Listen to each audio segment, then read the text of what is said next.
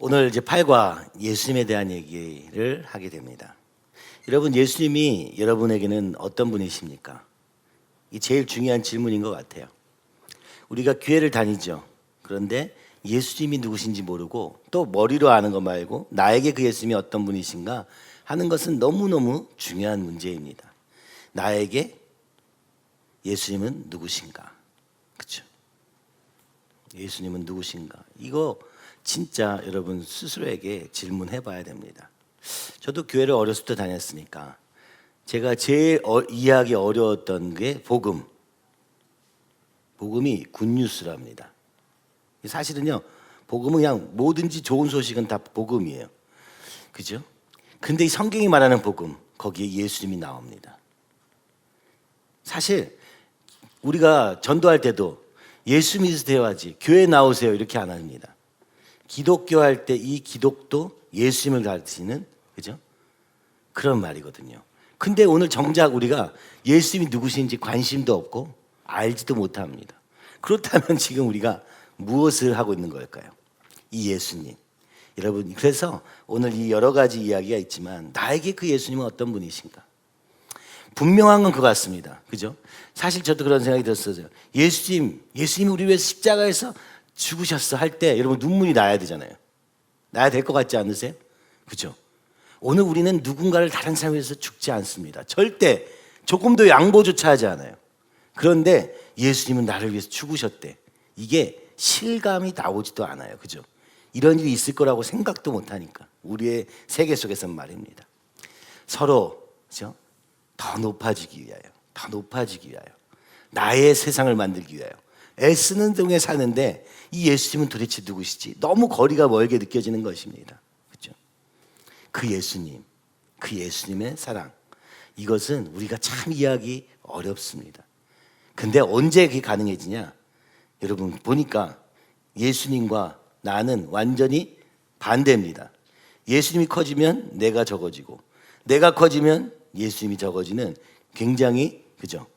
놀라운 일들이 있더라고요. 가장 내가 연약할 때 예수님이 커지고 내가 잘 나갈 때 예수님은 거의 사라집니다. 그렇죠? 오늘 그것은 그러니까 어떤 상황에 대한 얘기보다는 오늘 우리가 이 주님을 어떻게 대하고 있는가, 이 예수님에 대해서 어떻게 느끼고 있느냐, 이건 너무너무 중요한 문제입니다. 만약 내가 너무 커서 예수님이 잘 느껴지지 않는다, 그러면 지금 이미 교만한 상태, 하나님보다 내가 높아진 상태라는 것을 우리가 알아야 되는데 잘 모르죠. 하나님의 십자가를 보고서 눈물이 나지 않는다면, 그죠? 오늘 내가 받은 구원을 잊어버렸거나 오늘 내가 너무 내 능력이 출중하여서 주님 없이도 살 수 있는 상태가 되었거나 혹은 너무 찌들어서 세상에 찌들어서 다 잃어버리게 되거나. 오늘 앞에 우리 정재수 사모도 그런 얘기 했지만 참 이게 안타까워요. 그죠? 성향들도 보면은 강한 성격들과 약한 성격들이 있습니다. 찌그러지는 성격들과, 그죠? 그래서 보니까 이게 이제 우리 같이 9번 모임 하면서도 보니까 아니 이게 문제가 있다는 걸 느껴요. 그러나 그 문제를 피해요. 그래서 어떻게 합니까? 타협합니다. 타협해서 어떻게 됩니까? 따라가는 거죠. 따르는 걸 종이라고 말합니다. 다른 사람에 따라요. 어떤 사람은 이 또 센 사람은 어떻습니까? 센 성격을 가지고 절대 나는 잘못할 수 없어. 나는 정말, 그죠? 우리가 보통 예수님께 붙이는 나는 무오하다, 오류가 없다, 이렇게 믿는 성격들도 있어요. 자기의 잘못을 절대 알 수 없는 성격. 그러니까 이 사람들 어떻습니까? 자기 힘으로 다른 사람을 계속 누르면서도 그것이 만족스럽지 않아요. 이게 왜냐하면 우리가 어떤 의도를 가지고, 그죠? 어떤 이게 어떻게 될지 알고 그러는 게 아니라 그냥 내 생겨먹은 대로 행동하기 때문에 그래요. 그래서 인간관계 안에도 계속해서 사실은요, 이 세상이, 그죠? 서로 피해를 주고 피해를 받고, 근데 이 피해를 받는 사람도 여기서 벗어날 생각이 없고, 우리가 사단의 종로를 타면서도 벗어날 생각이 없듯 사람의 종로를 타면서도 환경의 종로를 타면서도 벗어날 생각을 잘 하지 못해요. 왜냐하면은 길이 없기 때문입니다. 근데 오늘 예수님이 우리의 길 되신다고 말씀하십니다. 우리의 탈출구, 여기를 벗어날 유일한 길, 그죠? 사람이 사람과 싸워서 그 안에서 환경 속에서 찾으러 가면 답이 진짜 안 보입니다. 그러나 오늘 그 예수님 안에서 이 길을 찾게 될 때 이 예수님이 나의 전부가 되기까지 하게 되는 것입니다. 우리의 현실이 보여지고 이 비참한 현실 속에서 답이 없는 현실 속에서 주님밖에 길이 없음을 깨달을 때 이 예수님이 커 보이게 되는 것이요. 이때가 진짜 내 문제도 해결될 수 있는 상황이 되는 것이죠. 문제를 덮고 모른 척하고 사는 삶. 거기서 이 문제를 해결할 길로 나가게 하시는 거예요. 온전한 관계와 온전한 사랑의 관계로 나가는 삶. 이것을 위해서 예수님이 아니면 안 된다는 결론이 날 수밖에 없습니다. 다른 길이 없기 때문에 그렇습니다. 어떤 식으로도 못 벗어납니다. 그러나 오직 예수님을 통해서만 벗어나게 되는 것이죠. 어떻게 이렇게 되었느냐? 요한복음 3장 16절 참 놀라운 말씀이 있습니다. 하나님이 세상을 이처럼 사랑하사.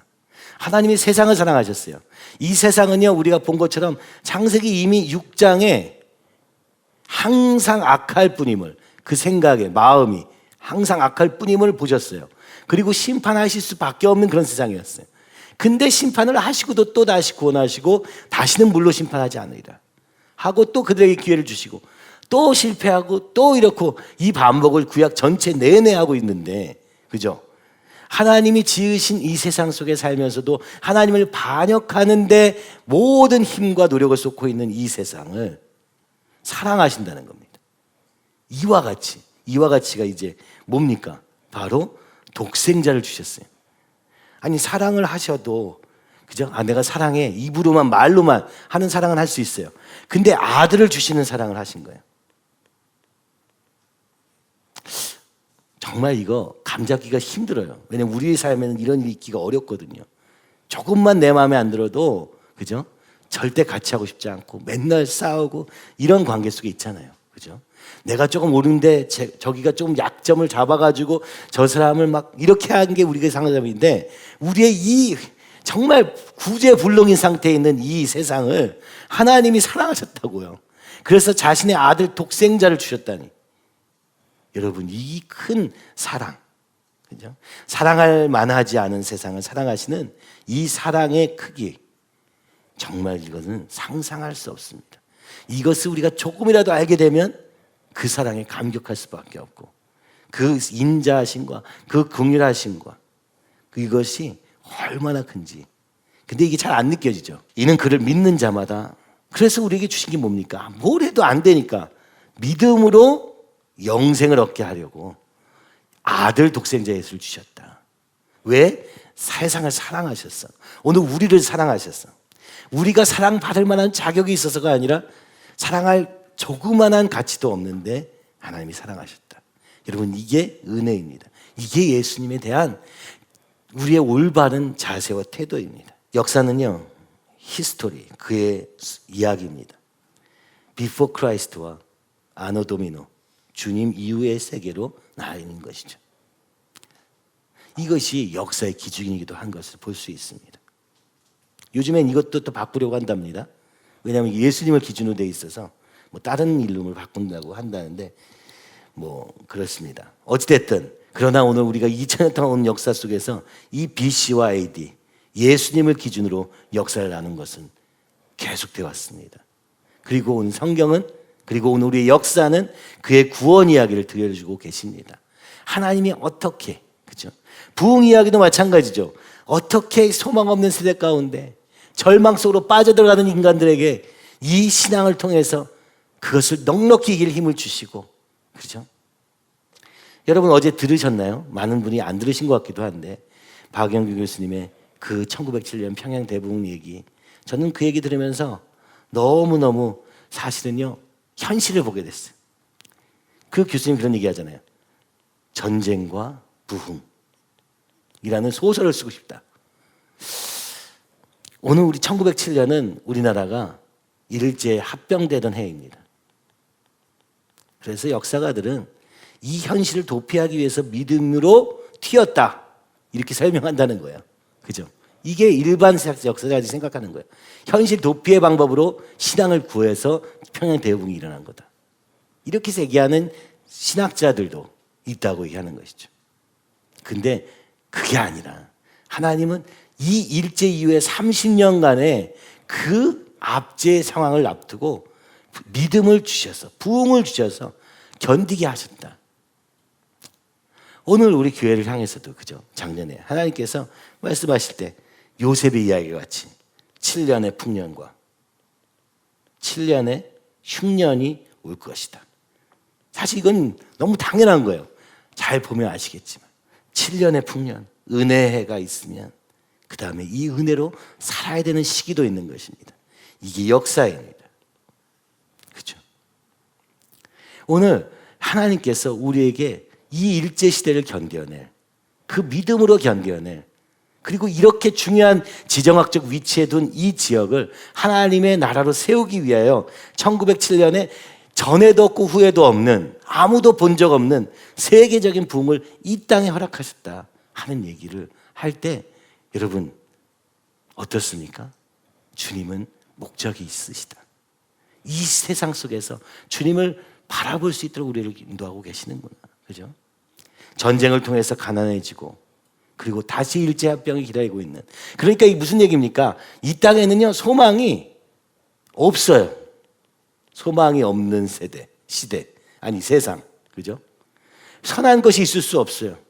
죄로 말미암아 이미 타락한 세상이거든요. 이 세상 속에서 살도록, 그래도 우리가 믿음으로 살 수 있도록 끊임없이 이 부흥의 역사로, 구원의 역사로, 그래서 마지막 날 주님이 오실 때까지 모든 사람이 구원받도록 하기 위하여 오늘도 이 역사를 끌고 가고 계시다. 구원의 역사, 그죠? 이런 걸 뭐 어렵게는 구속사라고 하는데, 그죠? 하나님의 목적은 이 역사를 통해서 구원을 이루고자 하시는 것이다. 그죠? 이것이 너무너무 분명한 것입니다. 왜냐? 오늘 이 땅은 죄 밖에 없는, 소망이 없는. 사실 그렇습니다. 오늘 우리가 사는 세상 속에서도 서로가 서로에게, 그죠? 사랑과 막 엄청 좋은 세상을 만들어가는 삶이 되냐 하면 그렇지는 못하더라고요. 그죠? 어떻습니까? 나의 상처로 저 사람에게 상처를 주고, 보면은 어릴 적에 상처를 많이 받은 사람일수록 더 성격이, 그죠? 그 상처 때문에 좀 유별나게 되고, 그 유별난 성격으로 또 다른 사람에게 똑같은 일을 행하게 되는 일을 반복하게 돼요. 그 사람이 원해서 그렇게 된 게 아니라 그럴 수밖에 없는 거예요. 주님은 그것을 불쌍히 여기시고 주의 사랑으로 덮으셔서 바꿔가시는 과정으로 우리를 인도하십니다. 그냥 그렇게 살도록 내버려 두지 않으시고 거룩하게 성화로, 그죠? 뭐 성화는 너무 거창하다면 좀 정상이 되게 하시는 과정 속에 우리가 있는 거예요. 우리는 이렇게 한계가 분명한 그런 사람들입니다. 그러나 하나님은 우리를 포기하지 않으시고 이 구원을 계속 이루어 가시기 위하여 오늘도 역사 가운데 일하신다. 이것이 역사입니다. 예수님은요 유일한 구원자 되십니다. 죄, 사망, 그리고 이것 뒤에 있는 사단의 종의 자리에서 벗어날 유일한 길은 예수님밖에 없다. 여러분, 가정의 문제, 관계의 문제, 인생의 문제 벗어날 길은 예수님밖에 없습니다. 아무리 우리끼리 서로, 인간들끼리 서로 타협하고, 그죠? 눈 감아주고 괜찮다 해주고 소용이 없어요. 언제 어디선가 터집니다. 분명히 그 문제는 절대 없어지잖아요. 자동적으로. 그죠? 우리는 이미, 그죠? 약간 살아있는 그 자체로 불안정하고 우리 안에 폭풍이 그냥 요동치고 있기 때문에 날마다 사건과 사건들이 벌어지는 거예요. 그런 인간들이 모여 사니까 더더욱 그런 것입니다. 땅은 좁아지고 사람들은 더 많아지고. 그런데 이제 문명의 발전으로 사람들이 어떻게 합니까? 이제 홀로, 여러분 보통 독고다이라고 그러죠. 홀로 산다. 나 혼자 살래. 이렇게 살아가고 있는 거예요. 결혼, 여러분 관계 자체를 아예 안 해요. 그죠? 결혼 안 하고 자녀 안 낳고, 그죠? 관계를 피하는 거야. 관계 문제가 없어요. 그래서 근데 혼자 있어요. 외롭긴 외로운데 다른 것들을 채워가요. 이게 지금 오는 시대의 현상이에요. 우리 젊은이들이 가지고 있는 삶이죠. 이거를 히키코모리라고도 하고, 컴퓨터 앞에서만 살 수 있고 가상 공간에서 살 수 있는 세계가 오고 있어요. 그러다 보니까 어떻습니까? 아무것도 아무것도 없어요. 그런데 문제는 뭐예요? 이러니까 또 예수님도 필요가 없어요. 이게 거의 죽은 상태 아닙니까? 거의 이건 살아있다 말하기 어려운 상태로, 그죠? 그래서 에리 프롬은 이렇게 얘기합니다. 19세기의 문제는 신이 죽은 것이다. 이 철학자예요. 믿음 있는 사람은 아니에요. 그냥 그 표현이 그렇다는 거예요. 그리고 20세기는 인간이 죽었다. 문제가 뭐냐? 19세기는 신이 죽은 게 문제고 20세기는 인간이 죽은 게 문제다. 인간이 사라져버렸다. 그는 그렇게 얘기합니다. 여러분, 오늘 이 유일한 구원자 되신 주님 앞에 가기는커녕 세상은 더 멀어지고 있어요. 구원의 가능성조차 생각할 수 없는 자꾸 이런 세상이 되어가고 있는 것을 볼 수 있습니다. 그러나 진짜 우리가 살고자 한다면, 진짜 구원, 여기서 건진받고자 한다면 한 가지 길이 있습니다. 바로 예수님이십니다. 그분은 하나님의 아들이십니다. 하나님은 한 분이시요, 또 하나님과 사람 사이의 중보자도 한 분이시니 곧 사람이신 그리스도 예수라. 여러분, 우리는 하나님께 나아갈 수 없습니다. 그래서 하나님께서 중간에 한 사람을 두셨는데 이분이 예수님입니다. 그래서 우리 인간이 예수님을 통하여 하나님께 나아가게 되는 것이죠. 우리가 백지전도 할 때도 나오잖아요. 그죠? 인간이 여기 있습니다. 하나님 여기 있습니다. 절대 갈 수가 없어요. 철학으로도, 그죠? 어떤 것으로도 여기 미칠 수가 없어요. 종교로도, 우리의 지식으로도 갈 수 없습니다. 여기는 사망, 죄의 결과가 가득한 삶이에요. 근데 여기는 하나님 원래 주시는 복의 세상이에요. 여기에 이를 수가 없어요. 여기에 십자가로 주님이 중보하셨습니다. 길을 만드셨어요. 예수님을 통하여서 하나님께 나아갈 수 있게 되었다 말씀하는 것입니다. 그가 모든 사람을 위하여 자기를 대속물로 주셨으니 바로 이 십자가의 피로, 그의 죽으심과 부활로 이 연결 다리가 되어주셨다. 그래서 그분이 기약이 이르러 주신 증거니라. 하나님의 증거다. 그리스도께서 우리를 위하여 저주를 받으셨어요. 우리의 죄의 결과를, 죄의 저주를 그분이 감당하셨어요. 율법의 저주에서, 그래서 그분이 이 죄의 대가로 피 흘림을 당하시고 죽으셨습니다. 그리고 우리는 거기서 구원받았습니다. 기록된 바 나무에 달린 자마다 저주 아래에 있는 자라. 성경을 인용하면서 말합니다. 나무에 달린 자가 저주에 있는 자라. 그것대로 주님이 나무에 달리셔서 그 율법의 저주를 감당해 주셨습니다. 사도행전 4장 12절 말합니다. 다른 이로서는 구원을 받을 수 없나니 천하 사람 중에 구원을 받을 만한 다른 이름을 우리에게 주신 일이 없음이라 하였더라. 이 길은 유일한 길입니다. 오직 하나님의 아들이신 그 예수 그리스도를 통하여 갈 수 있게 된 것이죠. 죄의 대가, 이 율법의 저주로 속량을 하시려면은 이분이 죄가 없어야 됩니다. 죄 있는 우리는 남의 죄를 감당할 수 없어요. 내 죄로도 죽어야 되기 때문에. 뭐 죄를 지은 자마다 죄의 삭은 사망이기 때문에 한 가지 죄를 지어도 우리는 죽을 수밖에 없는 존재입니다. 근데 이 죄를 누가 감당할 수 있느냐? 죄가 없으신 분만이 감당하실 수 있습니다. 그 죄 없으신 분의 피의 대가로 우리는 의롭다 할 수 있는 것이죠. 이게 제사 드렸을 때 동물에게, 그렇죠? 양과 소에게 손을 얹어서 나의 죄를 전가시키고 동물들을 죽임으로 가능했는데, 그때는 뭡니까? 그 죄 하나, 그죠? 하나당 하나의 소와 양이 필요했던 것입니다. 끊임없는 제사를 통해서만 여전히 죄를 짓고 있는 우리의 죄를 해결할 수 있었어요.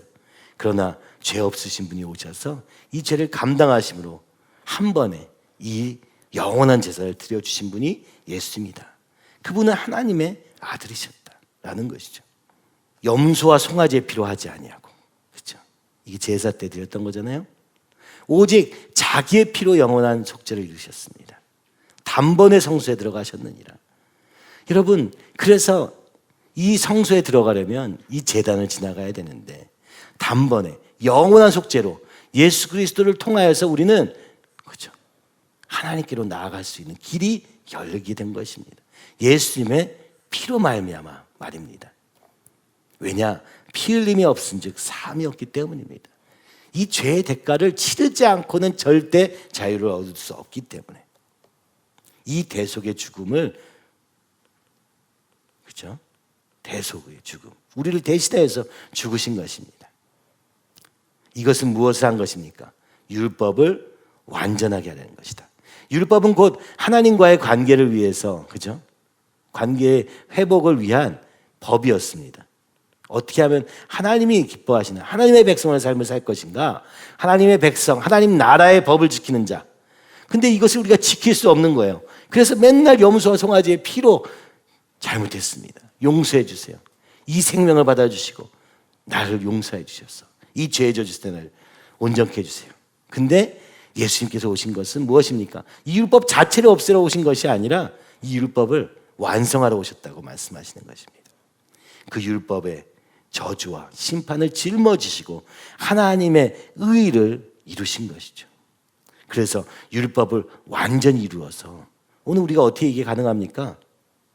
우리 안에 성령을 통하여서 성령의 도우심, 보혜사, 우리를 돕는 분의 도움을 받아서 이제 이 율법을 하나님이 기뻐하시는 삶으로 살기를 예수 그리스도의 십자가와 그분의 부활을 통해서 누리게 되었다 말씀하시는 것입니다. 만일 죽은 자가 다시 살아나는 일이 없으면 그리스도도 다시 살아나는 일이 없었을 터예요. 그리스도께서 다시 살아나는 일이 없으면 너희 믿음도 헛되고 너희가 여전히 죄 가운데 있을 것이요. 또한 그리스도 안에서 잠자는 자도 망하였으리니 만일 그리스도 안에서 우리가 바라는 것이 다만 이 세상의 삶뿐이면 모든 사람 가운데 우리가 더욱 불쌍한 자이리라. 그러나 이제 그리스도께서 죽은 자 가운데서 다시 살아나사 잠자는 자들의 첫 열매가 되셨도다.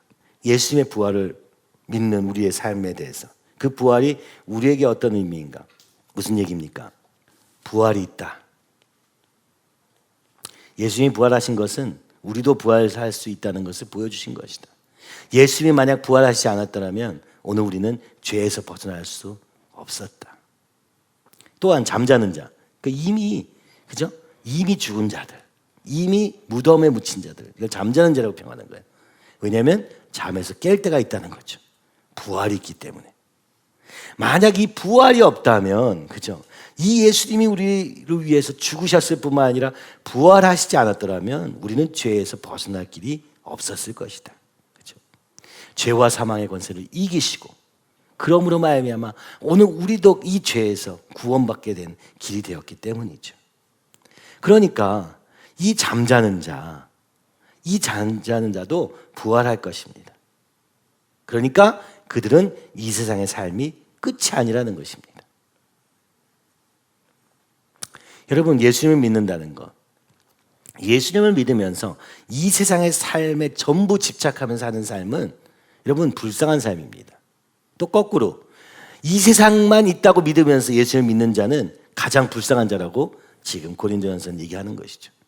부활이 없다면 우리 삶에 진정한 의미는 없는 것입니다.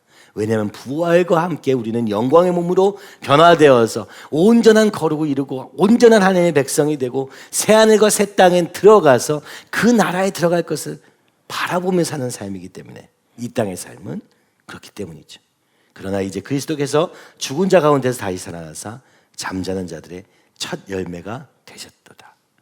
오늘 유일한 구원자이신 그 주님의 죽으심, 십자가에서의 죽으심, 그 피와 그분의 부활로 말미암아 오늘 우리가 살게 되었다. 이것이 유일한 구원자이신 예수님의 이유다. 그런 이유다. 자, 구원의 능력. 우리가 알거니와 하나님을 사랑하는 자, 곧 그의 뜻대로 부르심을 입은 자들에게는 모든 것이 합력하여 선을 이루느니라. 하나님이 미리 아신 자들 또한 아들의 형상을 본받게 하기 위하여 미리 정하셨으니 이는 그로 많은 형제 중에 맏아들이 되게 하려 하심이니라. 또 미리 정하신 그들을 부르시고 부르신 그들을 의롭다 하시고 의롭다 하신 그들을 또한 영화롭게 하셨느니라. 여러분, 오늘 하나님께서 이 십자가라는 이해할 수 없는 사건, 그렇죠? 어떻게 보면 예수님이 죽으셨을 때 제자들이 얼마나 당황했습니까? 오늘 우리의 삶에 문제가 닥치고 그 문제가 쉽게 끝나지 않을 때 우리가 얼마나 당황스러워합니까? 그런데 주님께서는 주 안에 있는 자들은 그의 뜻대로 부르심을 입은 자들에게는 모든 것이 합력하여 선을 이루느니라. 여러분, 이것을 믿으시기 바랍니다. 믿는 삶이라고 해서 모든 게 만사형통 그렇게 되는 건 아닙니다. 오히려 잠언은 악인의 형통을 부러워하지 말라 이렇게 얘기합니다.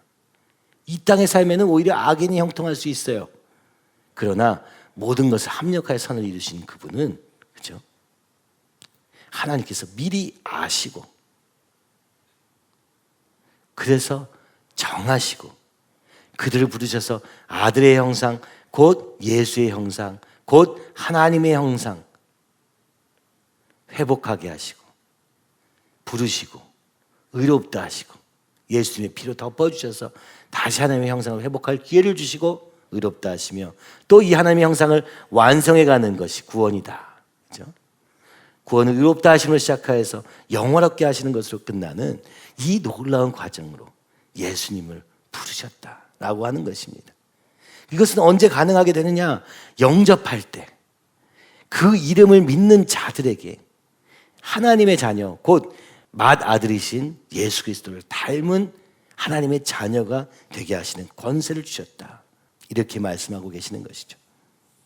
여러분, 오늘 예수님을 우리의 구주로 영접할 때 이 예수님이 우리를 위해서 하신 이 유일한 구원자이신 예수님을 통하여 하나님을 만나게 되고, 그 예수님이 보내신 성령으로 충만하게 되어서 그 하나님의 뜻을 온전하게 이루게 되고, 그것이 바로 우리가 의로워질 뿐만 아니라 영원롭게 되는 거룩에 이루는 데까지 하나님이 성령님을 통하여서 우리를 돕고 이루어 가신다고 약속하신 것입니다.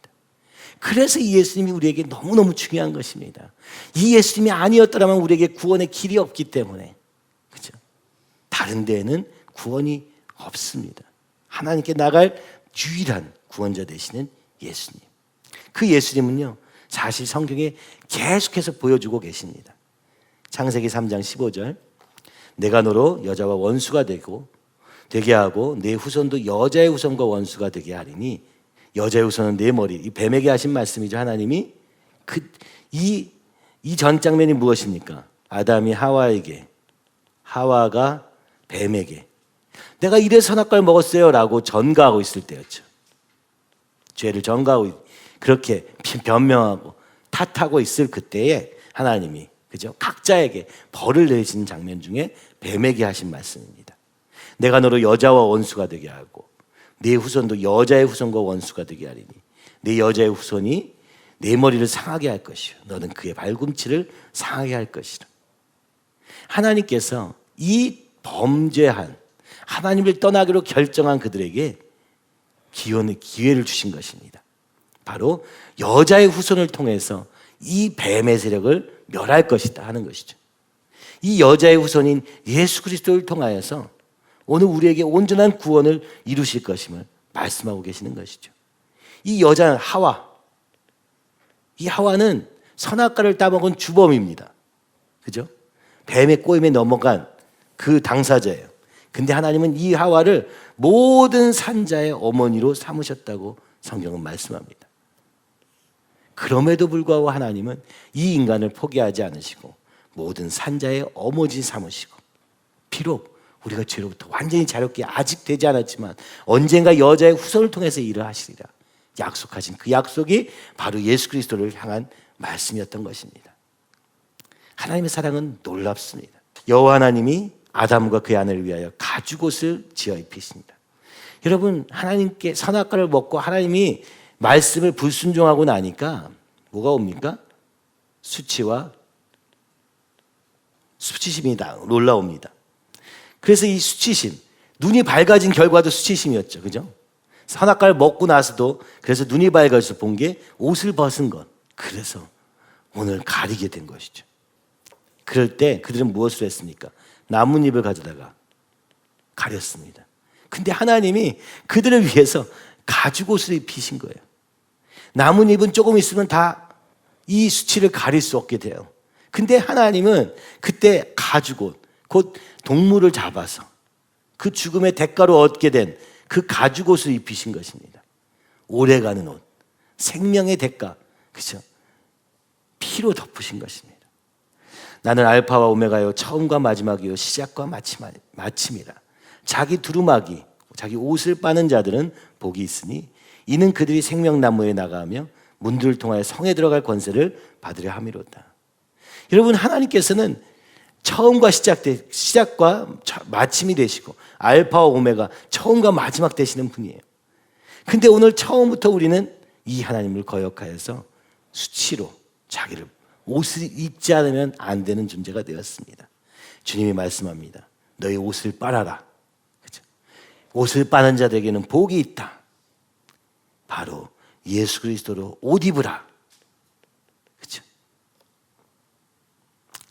그럴 때 우리에게 생명나무에 나가 영생의 그곳으로 인도하실 것이다. 천국이죠 이게. 하나님은 오늘 우리에게 이렇게 놀랍게 덮어주시고 다시 기회를 주시고 하시는 분입니다.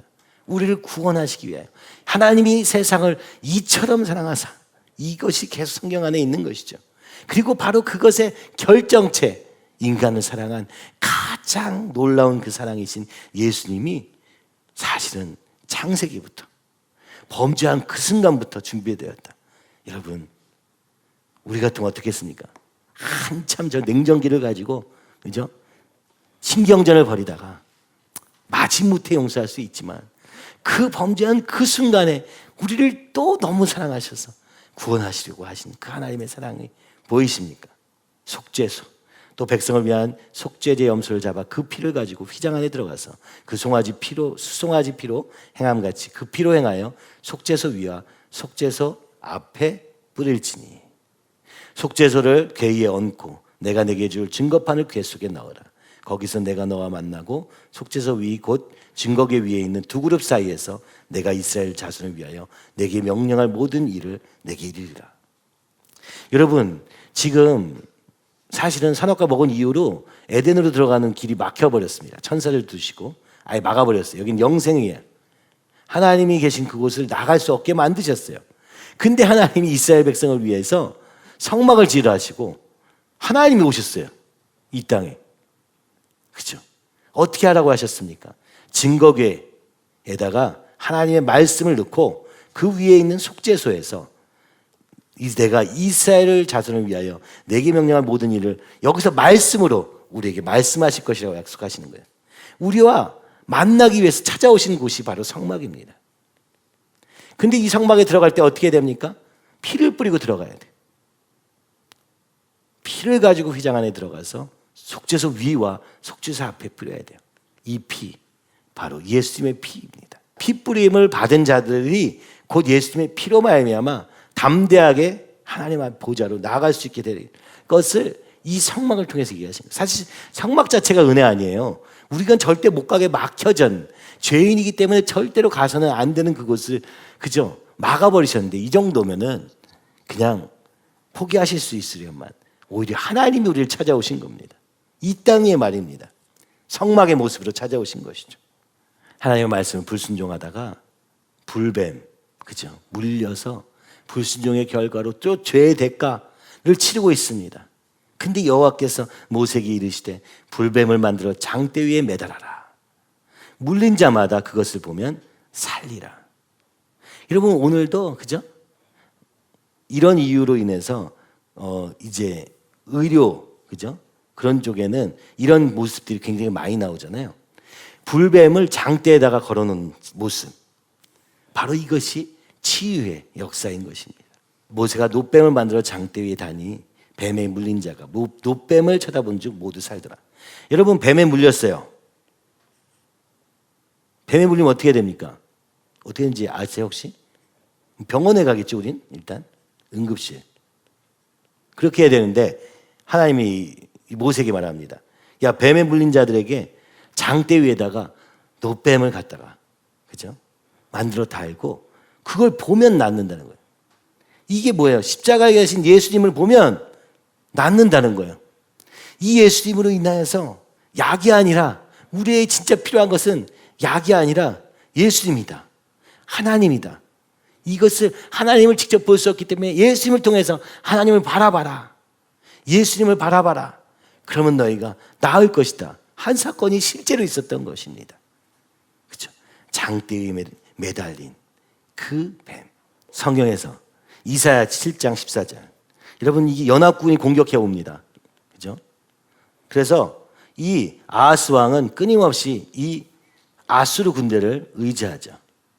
그래가지고 여기 편먹고 얘네가 막 쳐들어오니까 무서워서 옆에 있는 아수르와 손을 잡고 같이 대항하려고 합니다. 그때 이사야가 이렇게 말합니다. 그러므로 주께서 친히 징조를 너에게 주실 것이라. 보라, 처녀가 잉태하여 아들을 낳을 것이요 그의 이름을 임마누엘이라 하리라. 무슨 얘기를 한 것입니까? 다윗의 왕국은 결코 망하지 않을 것이다.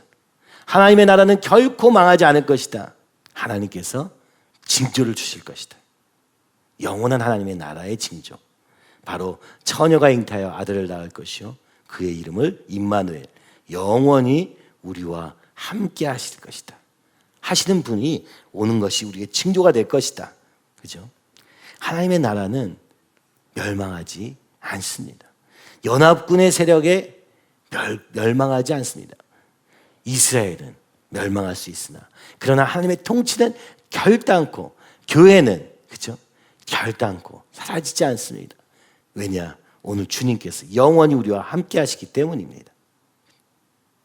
마태복음 1장 23절 보라 처녀가 잉태하여 아들을 낳을 것이요 그의 이름을 임마누엘이라 하라 하셨으니 이를 번역한즉 하나님이 우리와 함께 계시다. 여러분 말씀드렸잖아요. 죄의 삭은 사망입니다. 피값을 치러야 돼요. 죄에 대한 대가로. 근데 사람이 사람을 위해서 죽어도 소용이 없어요. 왜냐하면 우리가 자신의 죄로도 죽음 당해야 되기 때문에. 그래서 하나님께서는 자신의 독생자를 이 육체의 몸을 입고 오게 하셨습니다. 몸. 그러니까 사람이 되게 하신 거예요. 사람이 사람을 대신해서 할 수 있기 때문에 사람의 몸으로 오셨으나 성령으로 잉태하게 하십니다. 그렇죠? 처녀가 잉태하여 아들을 낳을 것이요. 그죠? 성령으로 잉태하셨기 때문에 죄를 지을 수 있는 가능성인 사람의 모습, 인성은 가지고 계시지만 그러나 죄는 없으신 분, 아담의 자녀가 아니기 때문에 죄는 없으신 분을 우리에게 보내주셔서 그분의 죽으심을 통하여 우리의 죄값을 사단이 그 참소하고 끊임없이 정죄하는 그것을 대신 갚아주신 것입니다. 또 성경은 이렇게 말씀하십니다. 여호와의 말씀이니라. 보라 날이 이르니니 내가 이스라엘 집과 유다 집에 새 언약을 맺으리라. 여러분 지금 북이스라엘 남유다 그저 멸망의 과정 중에 있고 예레미야를 보면 결국 바벨론 포로가 되어버린 실패한 하나님의 백성의 모습이 있습니다. 그러나 하나님은 약속하십니다. 새 언약을 맺으리라. 이 언약은 내가 그들의 조상들의 손을 잡고 애굽 땅에서 인도하여 내던 날에 맺은 것과 같지 아니할 것은, 그죠? 그것은 내가 그들의 남편이 되었어도 그들이 내 언약을 깨트렸습니다. 약속을 맺어요. 언약을 맺어요. 서로 같이 이것을 지킬 때 의미가 있는 것입니다. 마치 남편과 아내의 관계가 결혼 서약을 통해서 맺어진 것처럼 그 약속이 그 자체가, 그죠? 이 결혼의 핵심이거든요. 근데 문제는 하나님, 남편 되신 하나님은 이 약속을 충실히 이해하고 있는데, 그죠? 아내 된 이 이스라엘 백성, 하나님의 백성 된 이 이스라엘은 끊임없이 언약을 배반하고 우상을 숭배하며 이렇게 살고 있는 것입니다. 그래서 이 언약이 깨져버린 것입니다. 사단이 이거를 가만히 넘어가 주지 않는 거죠. 하나님의 온전하심이 이것을 그냥 넘어갈 수가 없어요. 그 구분의 공의가. 그렇죠? 그래서 이 건이 깨졌습니다. 그러나 그날 후에 내가 이스라엘 집과 맺을 언약은 이러하니, 어떤 언약이냐? 새 언약. 내가 나의 법을 그들 속에 두며 그들의 마음에 기록하여, 속과 마음에 기록할 법이 있다는 것입니다. 그래서 나는 그들의 하나님이 되고 그들은 내 백성이 될 것이다. 여호와의 말씀이니라. 그들이 다시는 각기 이웃과 형제를 가리켜 이르기를 너는 여호와를 알라 하지 아니하리니 이는 작은 자로부터 큰 자까지 다 나를 알기 때문이라. 내가 그들의 악행을 사하고 다시는 그 죄를 기억하지 않니라.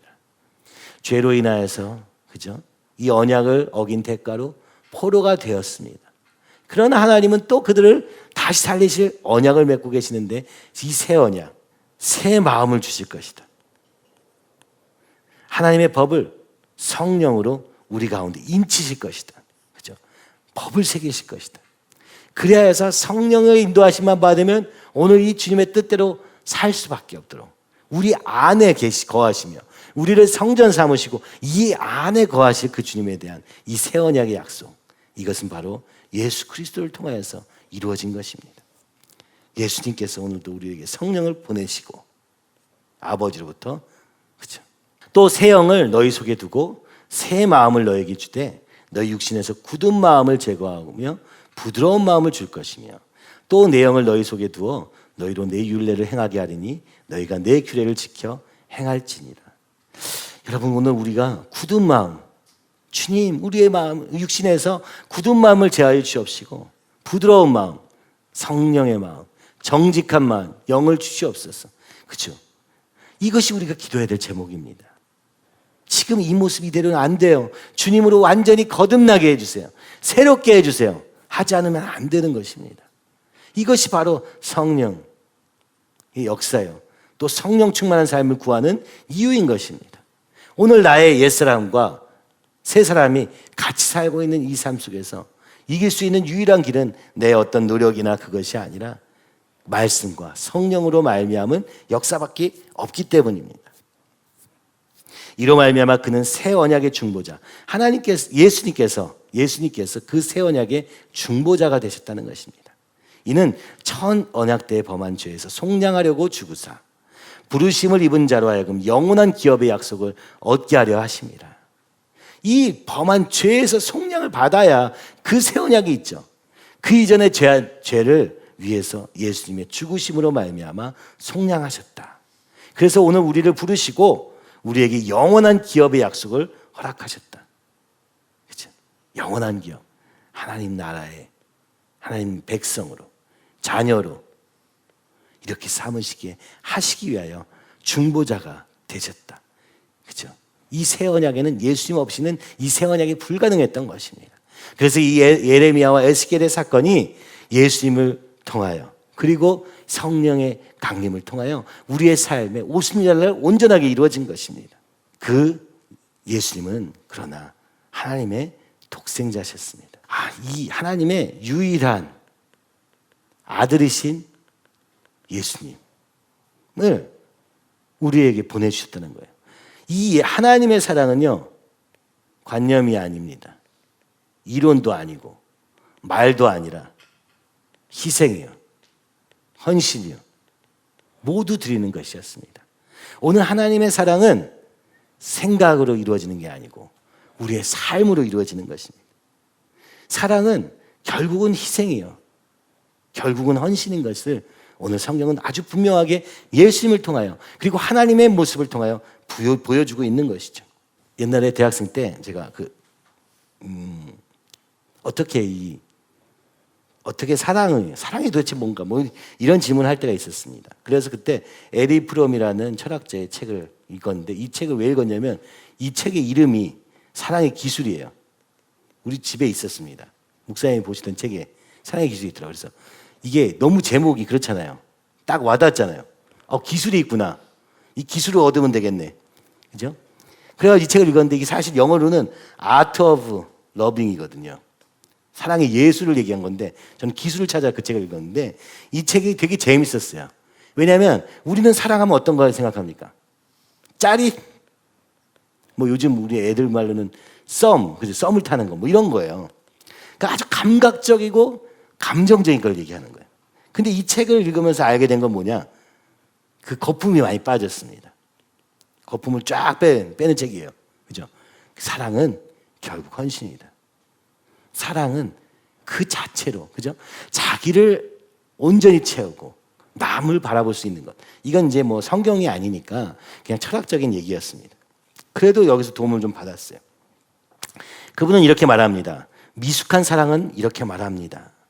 내가 당신을 필요로 하기 때문에 나는 당신을 사랑합니다. 성숙한 사랑은 이렇게 말한답니다. 내가 당신을 사랑하기 때문에 나는 당신을 필요로 합니다. 그러니까 사랑은 그죠? 필요에 의해서 이루어지는 것이 아니라 쾌락에 의해서 이루어지는 것이 아니라 사랑 그 자체로 이루어지기를 그분은 너무 그죠? 아름다운 사랑을 꿈꾸고 있었던 거예요. 근데 사실 우리는 어떻습니까? 우리가 짜릿하다 이런 거는요 다 사실은 탐욕을 얘기하는 거예요. 정욕을 얘기하는 거거든요. 그러면서 그분이 이렇게 씁니다. 탐욕은 결코 만족에 이르지 못함에도 그 욕심을 만족시키기 위해서 애쓰는 끝이 없는 수고를 하게 되고, 이것은 우리의 삶을 소진하게 되고 고갈시키는 끝이 없는 구덩이와 같다. 이 탐욕은 끝이 없는 구덩이, 그죠? 구멍난 그 물의 독에다가 물을 채우는 것과 똑같은 것입니다. 근데 하나님은요, 이 유일한 아들이신 이 아들을 보내주심으로 우리를 사랑하셨다고 성경은 기록하고 있습니다.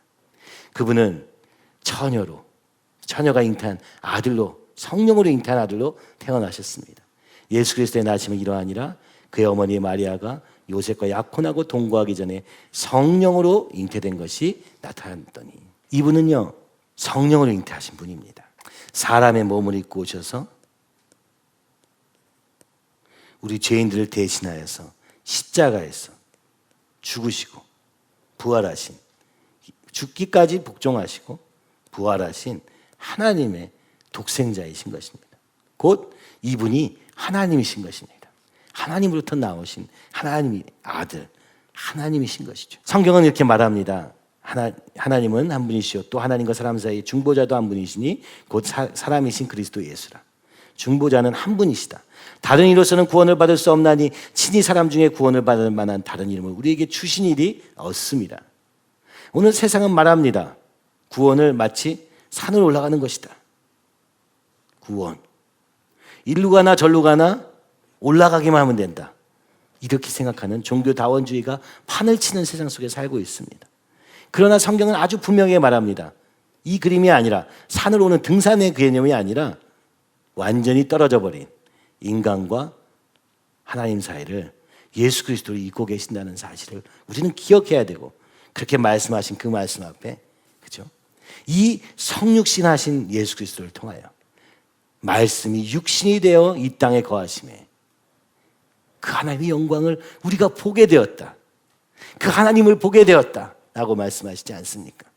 우리가 본 말씀 속량하셔서 영원한 기업의 약속이 되게 하시고, 그리고 예수님이 이 마지막 만찬에도 저녁 먹은 후에 잔도 그와 같이 이르시되 이 잔은 내 피로 세우는 새 언약이니, 그 새 언약을 바로 십자가에 달리기 전 마지막 6월절 만찬을 통하여서 그 내 피가 곧 새 언약을 세우는 그 잔이다. 이것을 기억하라. 오늘 예수님의 죽으심이 새 언약의 길이 되었다. 새 언약의 중보자가 되었다. 그래서 생명나무 영생에 이르게 되었다. 새 생명을 얻게 되었다. 성경은 말씀하고 계시는 것입니다. 그뿐 아니라 그러므로 우리가 그의 죽으심과 합하여 세례를 받음으로 그와 함께 장세되었나니 이는 아버지의 영광으로 말미암아 그리스도를 죽은 자 가운데서 살리심과 같이 우리도 또한 새 생명 가운데서 행하게 하려 합니다. 오늘 우리도 그래서 예수님과 같이 세례를 통하여서 나는 죽고, 여기서 물로 딱 들어갈 때 내가 들어갑니다. 옛사람이 물로 들어가서 죽고, 나올 때는 새 사람이 돼서 나오는 것입니다. 그렇죠? 어떻게? 예수 생명으로, 새 생명으로.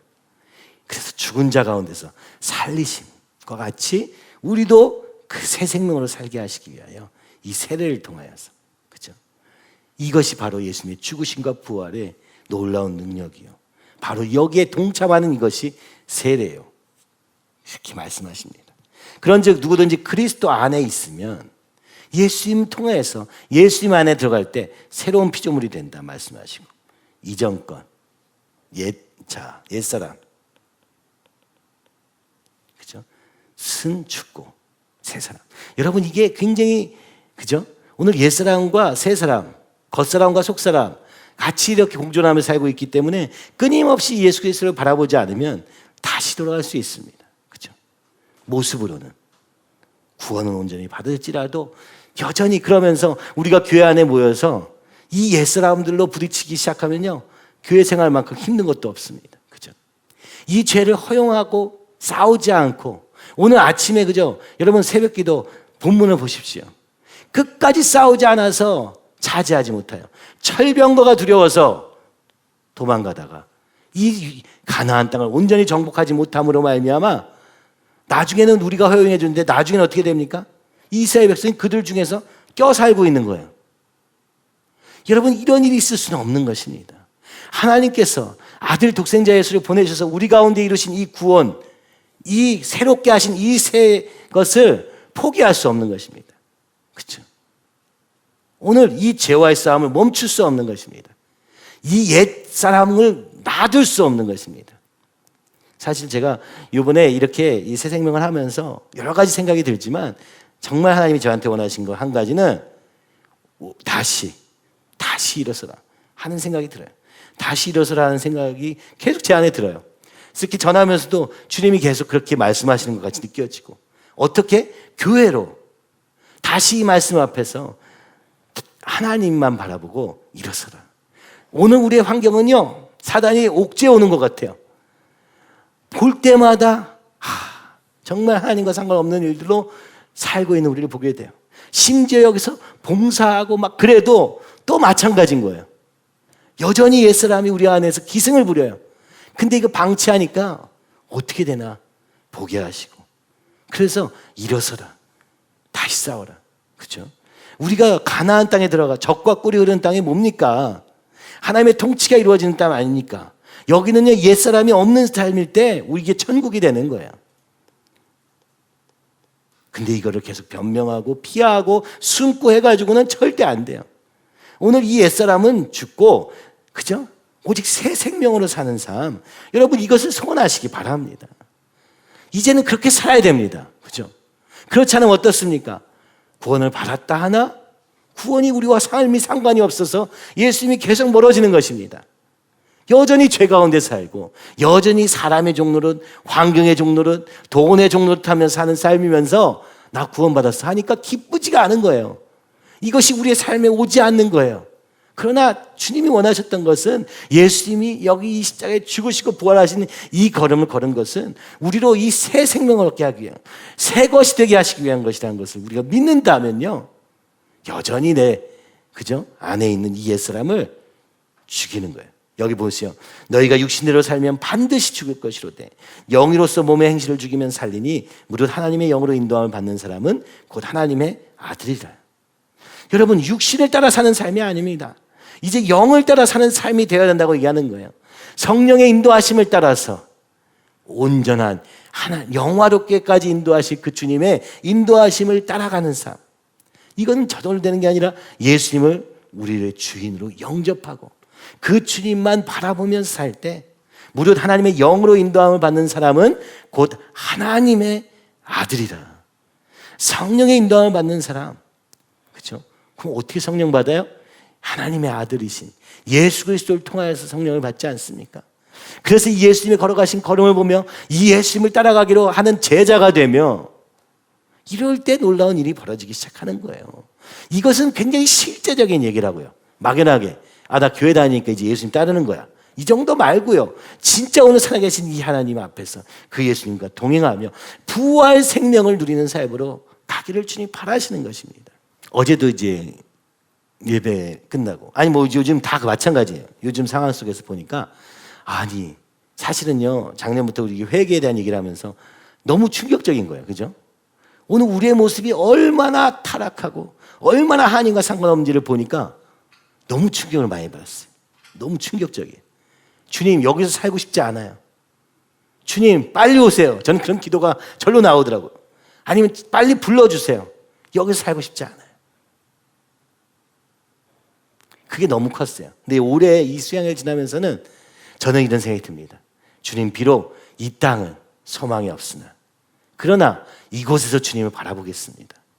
이곳에서 주님만 바라보겠습니다. 이것이 하나님의 자녀구나. 이것이 주님도 안타까워하시는구나. 죄와 사망의 세력에 둘러싸여 사는 우리를 안타까워하시지만, 그러나 내가 너를 통해서 여기에 복음을 전하고, 그죠? 살리는 일을 하리라. 주님은 나만 아니라, 우리 교회만 아니라 모든 그리스도인에게 이 얘기를 계속하고 계신 거예요. 안 들어서 모르는 거지. 들어도 안 믿으니까, 들어도 여전히 옛사람으로 사니까, 육신을 따라 살고, 그죠? 예수님의 피의 보혈로 구원을 받았는데 감사도 없고, 그죠? 감사도 없고 영화롭게 하지 않는 정도가 아니라 썩어질 것으로 바꿔버리는 우리를, 모습을 날마다 보게 하시는 것입니다. 우리 청년들도 그죠? 얼마나 무섭게 또 그죠? 경고를 받고 그랬는데도 또 이렇게 수양회 하고 그러니까 굉장히 일이 많아진 거예요. 너무 감사해요, 사실은요. 너무 감사한데 감사하다고도 표현하기 어려운 이유는 뭐냐? 감사를 표현하는 순간 교만해지고 마치 내가 하나님이 된 것처럼 또 여기서 내 성향대로 내 원래 하던 방식대로 사람들을 막 그죠? 내 편을 만들고 내 사람을 만들고 그죠? 내 사람을 만들면 어떻게 됩니까? 교회가 갈라집니다. 여기는 몸된 머리 대신 예수님, 그리고 우리는 각 지체로 부르심을 받았는데 여기서 한 사람이 나서 가지고 야, 내 밑으로 모여 하는 순간 어떻게 됩니까?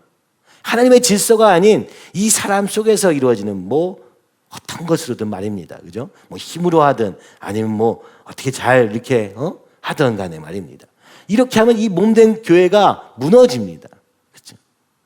저는 우리 교회가 가장 감사한 것은 너무나도 다른 사람들이 너는 환경과 배경과 모든 것이 다 다른데도 예수님 안에서 하나 됐다는 것이 저는 너무 감격스러웠어요. 근데 이 안에서 자라고 여기서 계속 일어난 아이들은 어쩔 수 없이 우리 모두 다 옛사람을 가지고 있으니까 그래도 많이 제어당하고 그죠? 드러낼 수 없으면 살지만 몰래 이걸 계속 하게 되는 거예요. 죄인인 우리가 다 그럴 수밖에 없잖아요. 그렇잖아요. 그러니까 어떻게 됩니까? 더 교묘해지는 거예요. 그러나 또 잘 주님께도 안 나가요. 나 교회에서 평생 있었어. 나 태필린 하는데 뭐. 여러분 이렇게 되는 게 아닙니다. 태필린에서 소용없어요. 예수님이 나의 주인 되시기 전에는 예수님만이 나의 주인 되시도록 하시기 전에는 소용이 없습니다. 그리고 이렇다 하더라도 옛사람이 남아가지고 또 옛사람의 행동대로 합니다. 우리가 부모한테 보고 배운 대로 또 합니다. 그게 싫었음에도 또 반복해요. 그죠? 그 무자비하고 그 상처받았음에도 그 상처를 또 다른 사람을 상처 주는 일을 반복하면서 산다면 전 너무너무 싫은 것 같아요. 그죠? 제발 이걸 좀 그만했으면 좋겠습니다. 그죠? 멈췄으면 좋겠어요. 어떻게 이걸 멈출까? 그죠? 아무래도 우리가 같이 살면서요, 조금, 같이 책망도 듣고, 어제 우리 사역자랑 모여가지고 옛날에 그 목사님한테 혼나던 얘기들 하는데 너무 옛날 생각이 많이 나더라고요. 전 옆에서 같이 사니까 좀 지켜보는데 아이고 너무 무섭게 혼내시니까 아이고 안 됐다 그러면서 쳐다보고 있었던 게 기억나거든요. 근데 그때 생각해보니까 목사님이 진짜 한 사람 한 사람을 그렇게 일일이 체크를 하셨어요. 그죠? 맨날 부르셨어요. 우리 청년 우리 사역자들이 그런 얘기 하더라고요. 혼내실 때 그냥 혼만 내시면 좋은데 밥까지 주셔가지고 너무 소화가 안 됐다는 얘기를 하면서 그냥 막 그런 얘기도 하고 막 그랬는데, 근데 요즘엔 이제 이거 해야 되는구나 제가 그런 생각을 합니다. 요즘에 청년들에게 이런 걸 잘 못했구나. 그렇죠? 이 한 가지 한 가지를 가르치지 않으면 안 되는구나. 맞아, 우리도 그랬지. 막 그런 얘기를 했거든요. 그죠? 자동적으로 되는 경우는 없습니다. 그래서 하나님이 교회를 주신 거예요. 이 안에서 우리의 모든 이 옛사람이 다 드러나고 새 사람이 되어가는 과정으로 거룩을 함께 이루어가는 그 모임으로서 이 교회. 그래서 모이기를 패하는 자들의 어떤 습관과 같이 하지 말고, 그죠? 날마다 모여서 힘써서 말씀 속에서 기도 속에서 성령 안에서 새로워지는 것. 그죠? 이것이 주님이 우리에게 원하시는 것입니다. 주님은 이 부활 생명을 주시기 위해서 십자가에 죽으시고 갑자기 죽으신 게 아니고요. 그 모든 과정에 그 하나님이신 그분이 이 땅에 종의 형체를 입고 오셔가지고 여기 계시다가, 그죠? 결국에는 죽기까지 순종하셨다고요. 이것이 우리가 받은 이 새 생명의 놀라운 그것입니다. 이것을 멸시하면 안 됩니다. 이것을 하찮은 것으로 바꿔버리면 안 됩니다. 나의 영광으로 바꿀 수도 없습니다. 그것은 너무 더러운 옷과 같은 것이기 때문에. 너희는 다시 무서워하는 종의 영을 받지 아니하고 양자의 영을 받았으므로 우리가 아빠 아버지라 부르짖느니라. 성령이 친히 우리의 영과 더불어 우리가 하나님의 자녀인 것을 증언하시나니. 자녀이면 또한 상속자, 하나님의 상속자, 그리스도와 함께한 상속자. 우리가 그와 함께 영광을 받기 위하여 고난도 함께 받아야 할 것입니다. 생각하건대 현재의 고난은 장차 우리에게 나타날 영광과 비교할 수 없도다. 여러분, 오늘 우리가 자녀가 되었다는 것입니다. 자녀이면 상속자가 되었다는 거예요. 뭘 상속받았습니까? 그 하나님의 나라를 유업으로 이어갈 상속자가 되었다는 것입니다. 그 얘기는 뭐예요? 어떻게 하면 이 상속을 받는 겁니까? 무엇을 받은 것입니까? 그리스도를 보면 압니다. 예수님이 걸어가셨던 걸음을 걷는 것. 그것이 진정한 자녀. 맏아들, 우리의 큰형이라고 얘기하는 건데, 그죠? 큰형이신 예수님을 따라 그리스도와 함께 상속자. 그분이 걸어간 그 걸음을 우리도 걷게 하시는 거예요. 우리가 그분이 걸어가신 걸음이 뭔데요? 죄된 세상 속에 이 땅에 오셔가지고, 그죠? 그들과 함께 지내면서 그들을 주님께로 인도하기 위하여 십자가까지 지신. 그래서 오늘 우리에게도 말씀하십니다.